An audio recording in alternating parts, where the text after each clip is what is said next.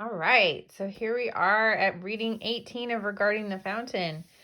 Things are getting kind of crazy. Everything got revealed that Dee and Sally were terrible people and they had capped off the water from the spring at Spring Creek 30 years ago when they built the middle school. Things are getting crazy.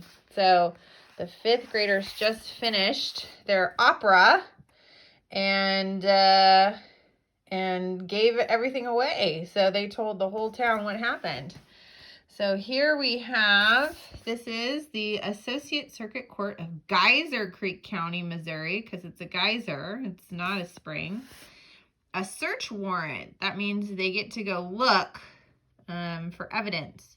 The state of Missouri to any peace officer in the state of Missouri, whereas there is probable cause to believe that criminal activity, including, and this is what they put in, fraud, misrepresentation, greed, and in general, weasel-like conduct and slimy business practices, is being or has been conducted at Dry Creek Water Company and Dry Creek Swimming Pool. And whereas the judge of this court, from the sworn allegiance and from supporting written affidavits, had found that there is probable cause for the issuance of a search warrant for the purpose of retrieving written records pertaining to the probable criminal activity. So basically they're saying that they get to go search the Dry Creek Water Company and the Dry Creek Swimming Pool for any evidence that they have been bad people. And so, let's see, here is the judge, Ann Chovy. Haha, Ann Chovy. She signed it and stamped it on the 26th day of May at 7 p.m. And you're supposed to return an inventory. And so here is the peace officer, the police officer. His name was Stingray. So I, Stingray, being a peace officer within and for, and they crossed out dry, Geyser Creek County, do hereby return to the above and within warrant as follows: that on the 26th day of May, I went to the premises described therein and searched the same for personal property described therein, and that upon said premises I discovered the following personal property described in the warrant, which I then and there took into my possession.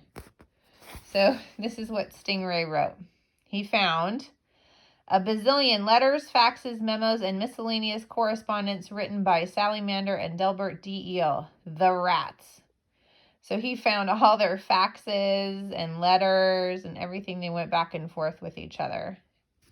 And they had, of course, they said read and destroy, so somebody didn't follow those directions, huh?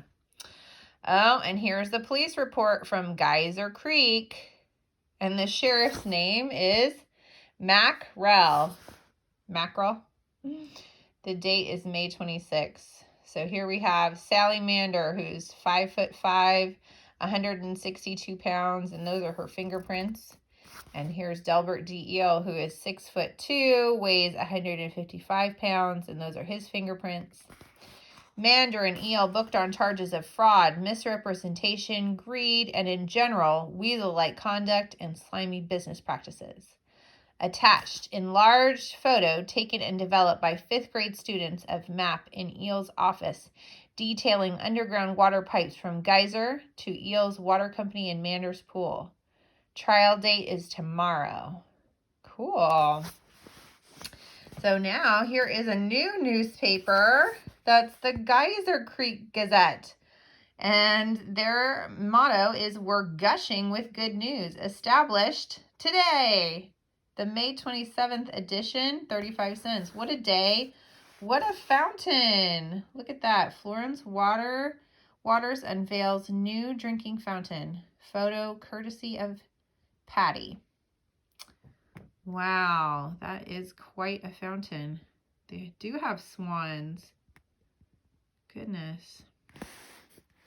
Dry Creek Days opened with a tidal wave of surprises. First was the revelation that Delbert D. Eel and Sally Mander have been conning the citizens of our town, henceforth known as Geyser Creek, for years.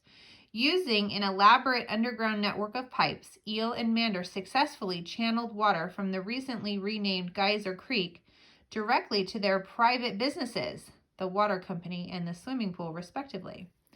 The scam, exposed yesterday by a class of 5th graders, deprived residents of Geyser Creek of the fresh, clean water that had been theirs for free prior to Eel and Manders' construction of the Dry Creek Middle School, henceforth known as Geyser Creek Middle School. The school, built 30 years ago, effectively capped off the geyser at a site directly beneath a drinking fountain in the main hallway. The crime was discovered on the occasion of replacing the old drinking fountain. And what a replacement fountain it is, constructed by Florence Waters. The new drinking fountain is, well, you have to see it to believe it. Built around Geyser Creek, the fish-filled fountain is adorned with exotic birds and priceless statues. Visitors to the fountain can swim, fish, and even ice skate on a special temperature-controlled section of the fountain.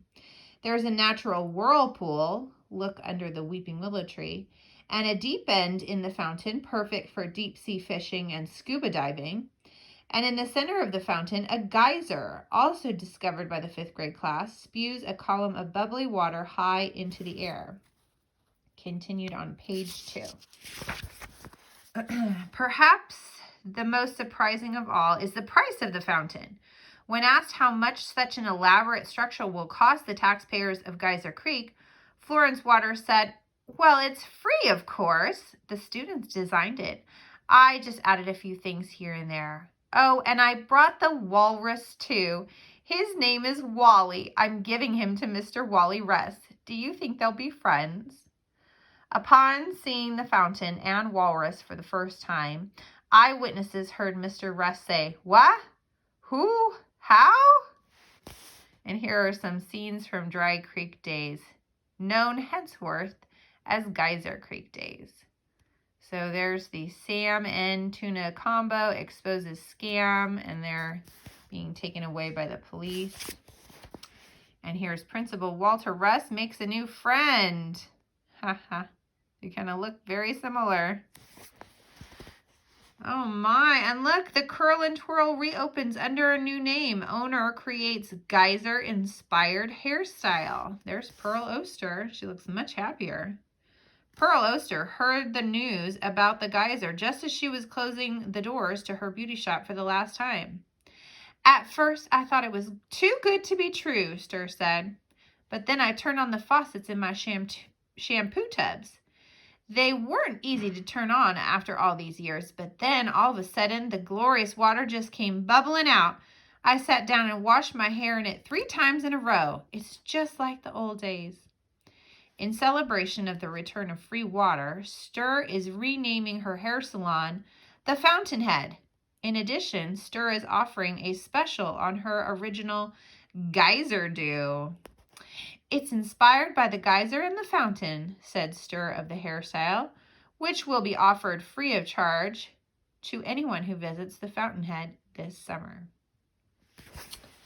All right, so here is a note to Geyser Creek Inn, not Dry Creek. Florence Waters, guest of room 257, hand delivered. So May 27th. "Good morning, Florence. I stopped by to see if you'd like to have breakfast with me at the Geyser Creek Cafe, but the hotel clerk told me the kids beat me to it. I'll try to catch up with you and them there. There's something I'd like to talk to you about privately. In case I miss you at the cafe, remember the mayor wants to see you and my students in his office at 4 o'clock this afternoon after the trial. Sam." At the risk of repeating myself, may I tell you once more how spectacular the fountain is? He wrote "your" and then crossed it out and said, "It's remarkable." Wow. And so next time we will get to see what happened at the court, at the Geyser Creek court. Verse about Sally Mander and Delbert D. Eel. See what happens there. All right.